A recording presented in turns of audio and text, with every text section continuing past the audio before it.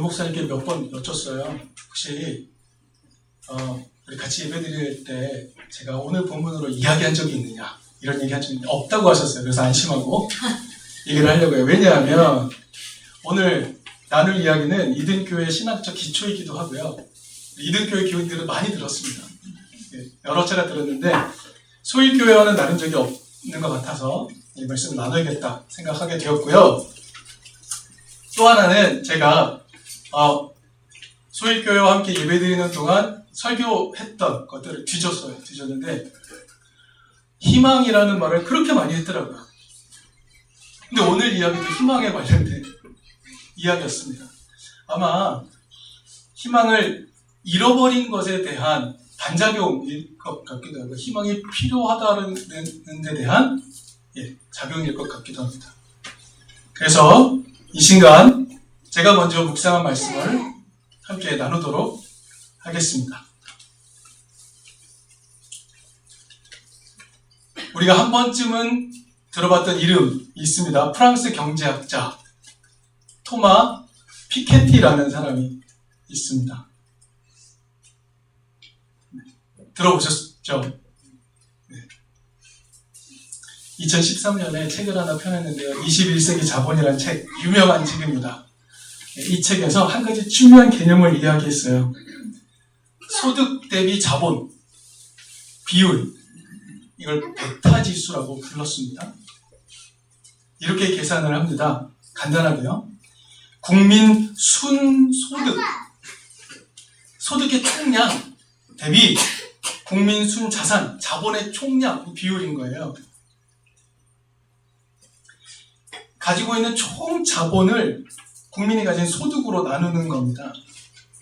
그럼 이제 숫자가 나오겠죠. 만약에 베타 지수가 7.2라고 하면 어떤 의미인가 하면 한 나라가 가진 자본 총량이 국민이 평균 소득으로 7.2년 동안 일해야 쌓을 수 있다. 이 정도 느낌이 되는 겁니다. 그러면 이 지수는 높으면 좋을까요? 낮으면 좋을까요? 이 지수가 높을수록 불평등한 사회가 되는 겁니다. 지수가 높다는 것은 그만큼 자본이 골고루 나누어지지 않고 있다라는 의미가 되는 것이죠. 높을수록 안 좋은 겁니다. 그러면 방금 말씀드린 베타 지수 7.2는 어느 정도의 수치일까요? 책을 읽어보신 분들은 아시겠지만 7.2는요, 자본주의 역사상 가장 불평등한 시기라고 여겨져서 혁명이 일어났던 프랑스 혁명 시기의 프랑스의 베타 지수입니다. 그러면 2021년입니다. 2021년 한국의 베타 지수는 얼마일까 확인해 봤더니 9.6이었습니다.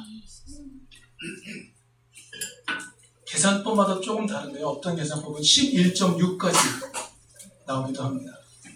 기억하십시오. 4년 전 얘기입니다. 저때 연구만 하더라도 한국의 베타 지수의 이 늘어나는 속도는 굉장히 빨랐습니다. 지금 어느 정도일지 가늠조차 할 수 없고 발표조차 하지 않습니다. 한국은 어떤 나라일까요? 불평등이 심한 나라입니다. 그 어떤 나라보다도 심각한 상태. 한국은 이런 나라입니다. 자산소득이 노동소득에 비해 더 빠르게 증가하는 상태. 자산소득하면 어떤 게 생각나시나요? 부동산 소득 같은 거요. 부동산 가격이 엄청나게 상승하는 겁니다. 그래서 불로소득이 점점 커지는 거죠. 그래서 노동소득으로는 따라잡을 수 없는 상황이 된 것이 한국이다 라는 것을 말합니다. 자산을 처음부터 많이 갖고 있는 사람들은 부를 세습할 수 있겠죠. 하지만 노동소득으로는 더 이상 그것을 따라잡을 수 없는 세상이 됐다. 한국은 불평등이 심한 세상이다라는 것을 수치를 보고 금세 알 수 있습니다. 이런 수치가 세상에 주는 메시지가 있습니다. 그건 뭐냐면 노동소득으로만 사는 건 부끄러운 거야 라는 메시지를 줍니다. 노동소득으로만 살아간다고? 야, 너 뭐 하는 거야? 그거 부끄러운 거야. 라는 메시지를 우리에게 던져주는 거죠.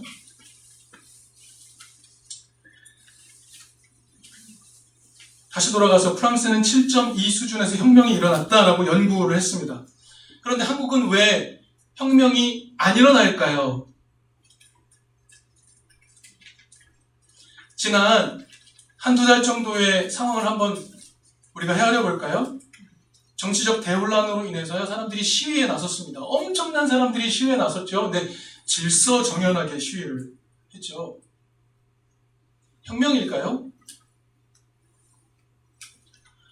지난주에는 법원을 점거하는 폭동도 있었습니다. 혁명일까요? 그런데 여러분, 지금 그 어디에서도 이 불평등의 문제를 해결해야 합니다라고 말하면 혁명을 꿈꾸는 사람은 없어 보입니다. 불평등하다는 걸 아는데 불평등 문제를 해결하려고 하지 않습니다. 왜 그럴까요? 여러 이유를 댈 수 있지만 가장 중요한 이유. 한국은요, 이 불평등의 문제를 구조의 문제로, 사회의 문제로 보지 않고 자기 능력의 문제로 보기 때문입니다. 우리에게 익숙한 표현으로는 능력주의라고 해요. 이것도 지난번에도 말씀드렸습니다. 이 가치관이 교육 제도를 통해서 젊은 사람들의 뇌리에 깊이 박혀 있습니다. 이것을 이해할 필요가 있습니다. 불평등의 문제를 해결해야 된다고 혁명하지 않습니다. 불평등을 받아들입니다. 시위는 하고 뭔가 액션은 취하는데요, 이 불평등의 문제를 해결하기 위함이 아닙니다. 공정하지 못하다는 겁니다. 이것 또한 능력주의적인 관점이라고 말할 수가 있습니다. 얼마 전이 아니죠. 몇 년 전에 영국의 킹스 컬리지가 여론조사 기관인 입소스라는 회사에 의뢰한 여론조사가 한 가지 있었습니다.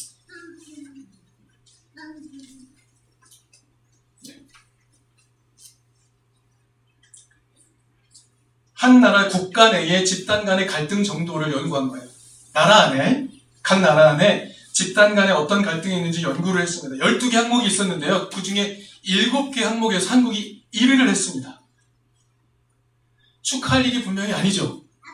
한국이 1위입니다. 독보적인 1위. 이념, 빈부, 성별, 학력, 정당, 나이, 종교에서 갈등이 1위였습니다. 극심한 갈등 상황이죠. 근데 왜 혁명이 일어나지 않죠? 이렇게 갈등이 심한데 왜 혁명이 일어나지 않죠? 왜냐하면 모두가 동의한 가치관이 있기 때문입니다. 능력주의. 제가 2년 전에도 이 말씀 드렸어요. 능력주의의 가장 기본적인 개념은 뭐냐면 지적 능력입니다. 지적 능력으로 사람들의 서열을 매기는 사회. 이 말이 처음 고안될 때는요, 이런 사회는 안 좋은 사회야, 디스토피아 사회야 라는 컨셉으로 이야기를 했는데요, 이제는 그게 상식으로 받아들여지고 있는 세상이 돼버린 겁니다. 오늘날 우리의 사회는요, 불평등의 원인을 제대로 파악하려고 하지 않습니다. 개인의 책임으로 돌려버립니다. 거의 신화의 수준입니다. 거짓말이죠. 이건 거짓말입니다.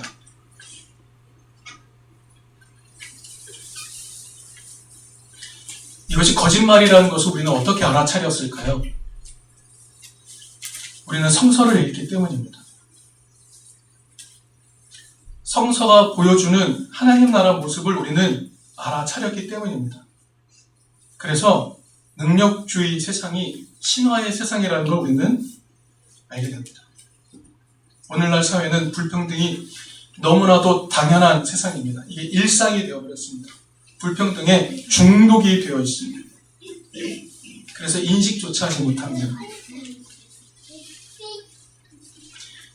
이 문제를 돌파하기 위해 가장 첫 번째 해야 될 일은 뭐냐면 오늘날의 불평등한 상황을 인식하도록 작업하는 겁니다. 그래서 성경으로 돌아가는 거죠. 먼저 기독인이 성경으로 돌아갈 필요가 있는 겁니다. 오늘 우리가 읽은 제1성서 구약의 본문 신명기 26장 11절 이런 얘기가 나오죠. 약속의 땅으로 들어가게 될 건데 너희 이스라엘 백성들과 함께 있는 외국 사람 있잖아. 차별하면 안 돼 라고 말합니다.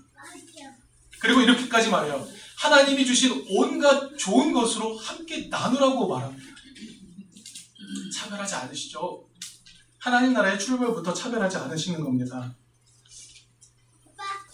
성서를 찬찬히 읽어보면 불평등과 차별을 넘어서는 하나님 나라에 대한 희망을 절대로 놓치지 않습니다. 그런데 성경을 읽는 동안 우리는 그 말씀이 우리에게 폭력적으로 다가올 때가 있습니다. 하나님 나라를 희망하라고? 성서가 말하는 하나님 나라를 꿈꾸라고? 불가능하잖아. 그런데 왜 자꾸 꿈꾸라고 하는 거야? 이거 폭력 아닌가? 라고 여겨질 때가 많습니다. 왜 그럴까요? 우리를 압도하고 있는 현실이 너무 강하기 때문입니다.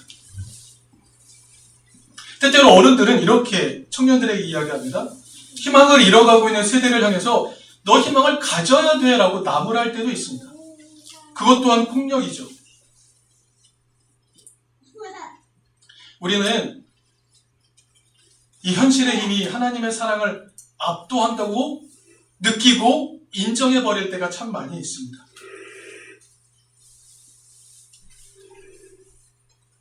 그런데 우리가 성서의 세계로 한번 눈을 돌려보죠. 성서가 기록되고 있고 성서가 말하고 있는 세상은 평등한 세상이었을까요? 성서가 배경으로 삼고 있는 그 시대는요, 지금보다 훨씬 더 불평등이 일상적인 세상이었을 겁니다. 그런데 성서는 자꾸만 모두가 하나님의 자녀로 대접받는 평등한 세상, 하나님 나라를 꿈꾸라고 말합니다.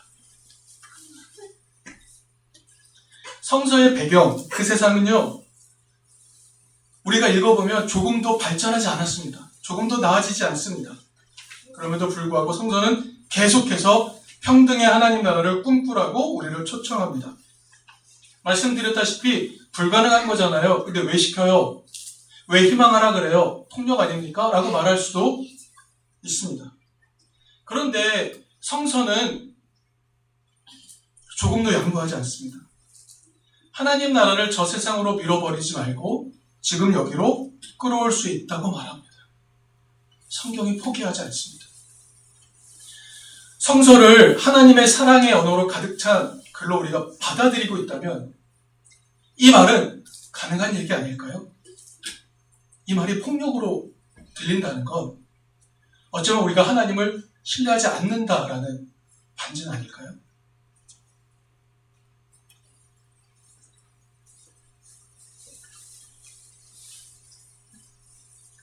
옛날과 오늘 똑같습니다. 불평등이 압도하는 세상에서 평등의 하나님 나라를 희망하게 하는 성서 이야기, 그것이 얼마나 구체적인지 오늘 성서 본문을 통해 함께 나눠보려고 합니다. 성서 이야기가 힘을 갖는 이유가 있습니다. 그것은 백성들이 말하는 희망의 이야기를 희망의 이야기만 해주는 귀에 듣기 좋은 이야기로만 끝나는 것이 아니라 백성들이 당면하고 있는 현실적 문제를 함께 고민하고 해결하려는 것에 집중하기 때문에 그렇습니다. 그래서 우리는 먼저 신명기 말씀을 한번 헤아려 보려고 합니다. 신명기 본문의 자리는 어디일까요? 질문입니다. 신명기 본문, 이 배경으로 삼고 있는 시기, 장소는 어디입니까? 아시는 분?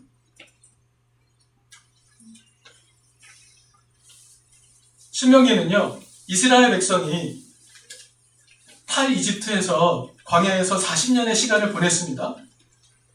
40년 동안 세대 교체가 일어났죠. 근데 전 세대가 시내산에서 십계명을 받았지 않습니까? 그런데 40년이 지나는 동안 그 세대가 다 사라져버린 거예요. 이제 새로운 세대가 되었고 이 세대가 약속의 땅, 가나안 땅으로 들어가기 직전에 요단강 동편에 모압 평야에서 이제 모세로부터 너 이제 약속의 땅에 들어가게 될 건데 그 땅에 들어가면 이렇게 저렇게 해야 돼 라는 이야기를 해주는 게 신명기입니다.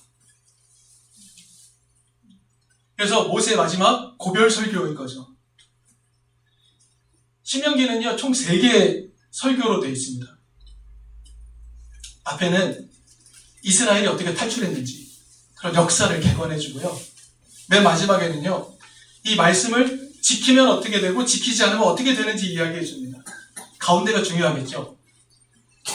이 가운데 핵심 내용의 마무리가 26장입니다.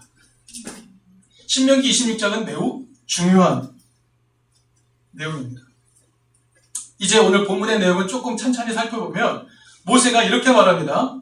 백성들에게 말해요. 약속의 땅에 들어갈 텐데 들어가면 한 가지 세레모니를 해라 라고 말합니다. 한 가지 의식을 행하라. 무엇이냐면 약속의 땅 도착 의식을 하라는 겁니다. 상식적으로 어딘가에 도달했다는 건 어떤 때인가요? 자, 도착했어요 라고 말하는 순간은 어떤 순간입니까? 발을 내딛는 순간이지 않을까요? 근데 모세는요, 우리가 도착했습니다라는 선언을 함부로 하지 못하게 합니다. 선언을 뒤로 미루어 버려요. 26장 2절 3절을 한번 살펴보시겠습니까? 신명기 26장 2절 3절을 살펴보면 이런 내용이 나옵니다. 이렇게 말해요. 내가 이 땅에 들어오게 되었습니다 라는 선언을 해야 되는데 그 선언을 하기 위해서 반드시 지참해야 할 것이 있습니다. 무엇입니까? 야훼께서 조상들에게 맹세하여 주겠다고 하신 그 토지에 들어가서 그 토지에서 거둔 모든 열매의 첫 번째 수확을 가지고 와야 합니다. 다시 한번요. 세레모니를 해야 되는데 지참해야 될 것이 무엇입니까? 자기 땅에서 자기의 노동을 통하여 거둔 그 땅의 열매, 소산물의 첫 번째 열매를 가지고 와야 되는 겁니다. 또 한 가지 중요한 것, 이 선언은요, 공동체적으로 이렇게 하나로 뭉뚱그려서 하는 것이 아닙니다. 개인으로 해야 합니다. 각 개인이 해야 하는 겁니다. 우리가 도착했습니다가 아니고요, 내가 도착했습니다라고 이야기해야 합니다. 그럼 이 의미를 좀 더 살펴보도록 하죠. 개인이 자기 토지에서 수확한 첫 번째 열매를 가지고 제사장에게 가야 합니다. 그리고 제사장 통해서 내가 이 땅에 들어왔다라고 선언 의식을 해야 되는 거죠. 그럼 어떻게 됩니까? 자기 토지가 있어야 되죠. 자기 토지에 정착해야 합니다. 그리고 내 노동을 투여해서 그 땅에서 소산물을 거두어야 합니다. 내 삶의 자리가 있어야 되고 내 일자리가 있어야 되는 겁니다. 그리고 그 결과물을 가지고 나와야 되는 겁니다. 그래야 내가 이 땅에 도달했습니다라고 말할 수 있는 거죠. 함부로 하는 게 아닙니다. 자신의 삶의 자리가 확보되고 내 힘과 노동으로 일할 일터가 있어야 되고 거기서 거둔 열매를 가지고 하나님께 보여드리고, 하나님, 내가 드디어 하나님께서 나에게 약속하신 그 약속의 땅에 도착했습니다라고 말해야 되는 것이죠. 좀 다르게 표현하면요, 아무리 좋은 땅을 발견하고 거기에 발을 디뎠다고 해도 개인이 노동할 수 있는 땅이 없으면 약속의 땅에 도착한 게 아닌 겁니다. 각자가 일할 자리가 없다면 아직 하나님 나라에 도착한 게 아닙니다. 노동을 할 수 있는 땅이 있는데 그것이 누군가에게 착취를 당하는 장소라면 거기도 하나님 나라가 아니죠. 내 노동에 맞는 소득을 거둘 수 있어야 합니다. 그 결과물을 내 손에 쥘 수 있어야 합니다. 그래야 하나님 나라 도착했다라고 말할 수 있는 겁니다. 그것을 다 이루고 난 다음에 와서 내가 드디어 하나님이 나에게 조상에게 주겠다고 하신 그 땅에 내가 드디어 도착했습니다라는 말을 하는 선언 의식을 해야 되는 거죠. 우리가 26장 11절에서도 읽었습니다. 그 선언을 하기 위해 가져온 첫 열매는 누구와 함께 먹어야 합니까? 자기 땅이 아직 없는 사람들, 레위인들, 나그네들, 그들과 함께 나누어 먹어야 합니다. 자신의 힘으로 일굴 땅조차 없는 사람들도 먹을 것을 주어야 하는 것. 그 사람들도 즐거워할 수 있게 함께 먹는 것까지 가야만 이 땅에 들어왔다고 말할 수 있는 것. 그죠? 하나님 나라는 이렇게 구체적입니다. 불평등과 차별을 넘어서는 평등의 하나님 나라, 희망하게 하는 성서의 이야기. 이런 이야기가 담겨 있는 겁니다. 그런데요, 신명기 이후에 성경을 읽어보면 이 세레모니를 했다는 얘기가 없습니다. 하나님 나라는 좀처럼 현실화되지 않습니다. 신명기는 이렇게 말했지만 구약은 이런 예식을 했다라는 기록 없이 끝나버립니다. 하지만 하나님은 하나님 나라 주시는 것을 포기하지 않으셨습니다. 그래서 예수를 통해 우리에게 알려주시려고 하시죠. 오늘 요한복음 본문은 매우 상징적인 의미를 갖고 있습니다. 왜냐하면 오늘 요한복음 본문은요, 예수님께서 행하신 첫 번째 표징, 첫 번째 기적이라고 알려져 있기 때문에 그렇습니다. 무엇이든지 첫 번째가 갖는 상징성이 있겠죠. 예수님의 첫 번째 기적이라는 것은 상징성이 있을 겁니다. 이 기적을 해석하는 기준을 가지고 이 나머지 기적들도 해석하면 될 테니까요. 이것을 어떻게 해석하느냐에 따라 예수를 이해하는 방향이 조금 바뀔 것 같습니다. 요한복음 본문 1절은 이렇게 시작합니다. 사흘째 되는 날에 혼인 예식이 열렸다. 사흘째 되는 날은 각 월에 3일 말하는 게 아닙니다. 여기서 말하는 사흘째 되는 날은 뭐냐면요, 안식일 후 3일째 되는 날이라는 의미입니다. 유대인들은요, 안식일 후 3일째 되는 날에 결혼식을 그렇게 많이 했대요. 왜냐하면요, 창세기를 보면요, 이제 첫째 날, 둘째 날, 셋째 날 하시는 일들이 나오잖아요.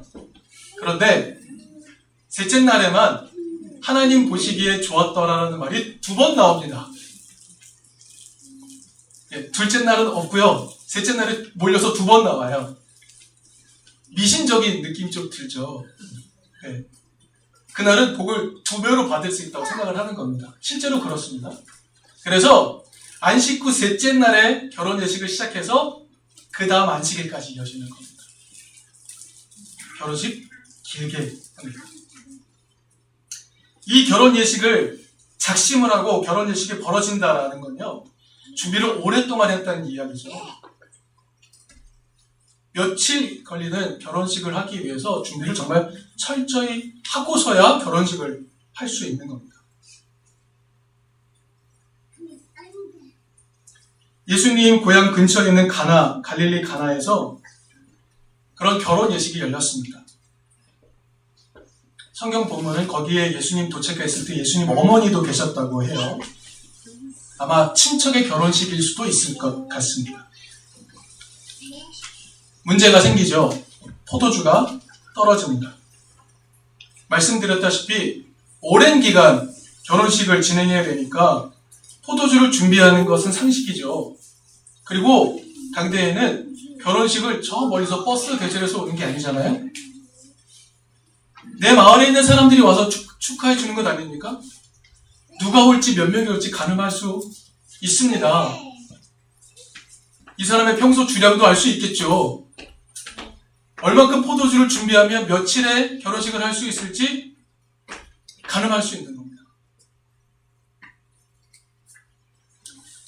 그런 준비를 해놓고야 결혼식 할 수 있는 거니까요. 그런데 포도주가 뚝 떨어졌습니다. 여러분, 지금부터 여러분의 추리를 동원해 주십시오. 어떻게 해석하면 좋을까요? 왜 포도주가 떨어졌을까요? 한번 말씀해 보시겠어요? 여러분의 상상을? 생각보다 많아. 네, 이등교의 교인입니다. 우리는 보통 혼주의 준비성 부족이라고 생각할 수 있겠죠. 그러나 결혼 예식 그렇게 함부로 준비하고 하는 건 아니고요. 함부로 여는 건 아니었습니다. 준비를 하고서야 결혼 예식 할 수 있는 거죠. 그런데 포도주가 떨어졌습니다. 우리는 어떻게 상상할 수 있을까요? 생각보다 많은 사람이 온 겁니다. 왜 온 것일까요? 내 마을, 내 동네 사는 사람들만 오는 것이 상례인 곳에서 이 상상력과 계산을 넘는 사람들이 왔다는 건 무엇을 의미합니까? 멀리서도 찾아왔다는 것이죠. 왜 찾아왔을까요?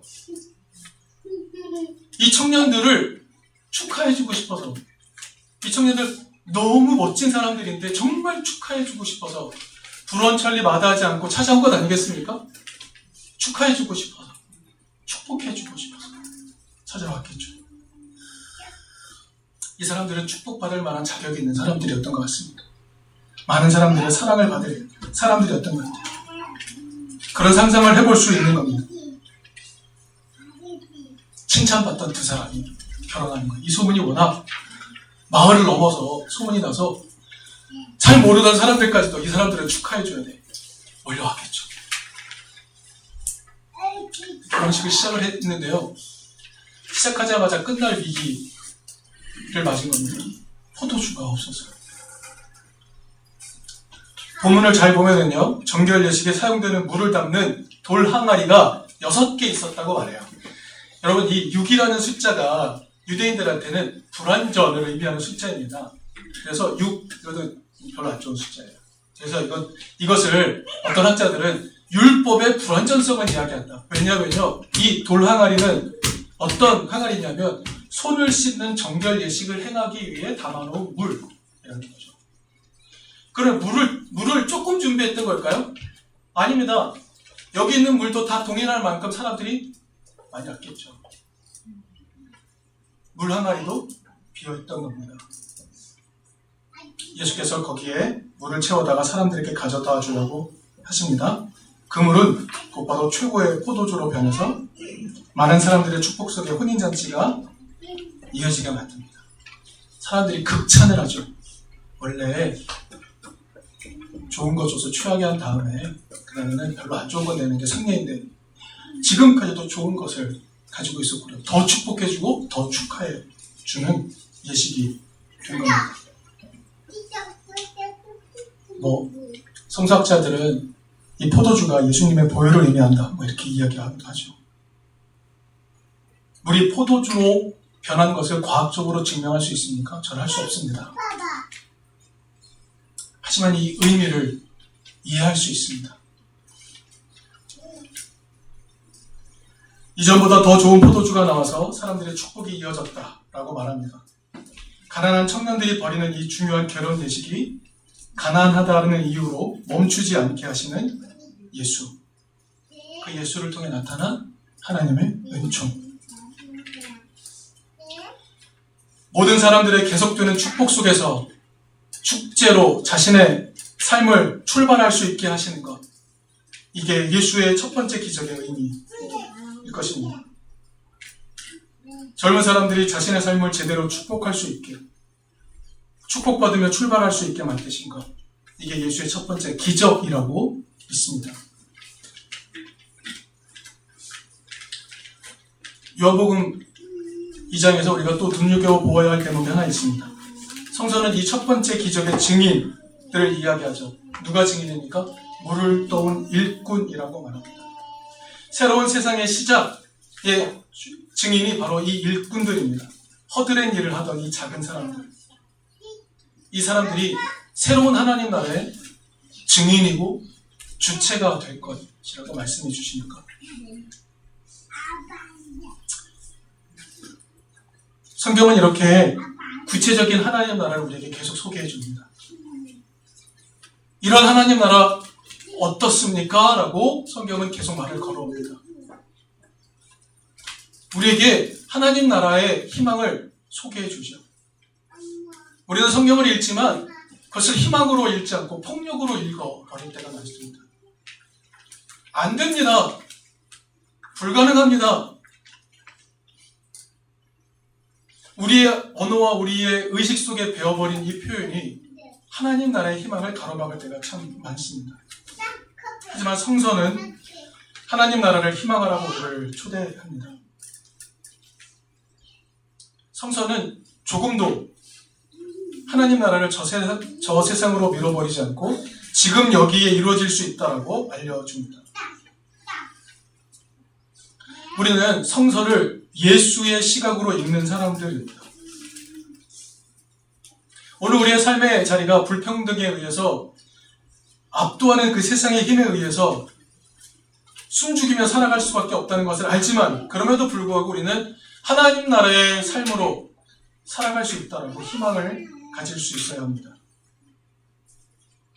더불어 아직 희망을 갖지 못하는 사람들을 비난해서도 안 됩니다. 평등의 하나님 나라를 희망하게 하는 성서의 이야기를 오늘 우리의 삶에 구체적으로 펼칠 수 있게 동지가 되어 주어야 합니다. 단순히 희망하는 것으로 희망 고문으로 그치는 것이 아니라 우리가 당면한 현실의 문제를 함께 지적하고 해결하고 노력해주고 동반해 주어야 합니다. 그것이 바울이 로마서를 통해 우리에게 들려주고 있는 이야기입니다. 공감하라고, 동행하라고, 그것을 통해 그리스도를 따르는 그런 삶이 우리의 생활의 법칙이 되어야 한다라고 초청합니다. 그 노력은 만남을 통해서 시작이 됩니다. 그래서 이든교회와 소일교회의 만남이 중요합니다. 앞으로 이 두 교회 사이에서 희망이 폭력으로 느껴지는 것이 아니라 희망이 구체화될 수 있는 꿈을 꿀 수 있는 그런 놀라운 일들이 우리 가운데 이루어지기를 바랍니다.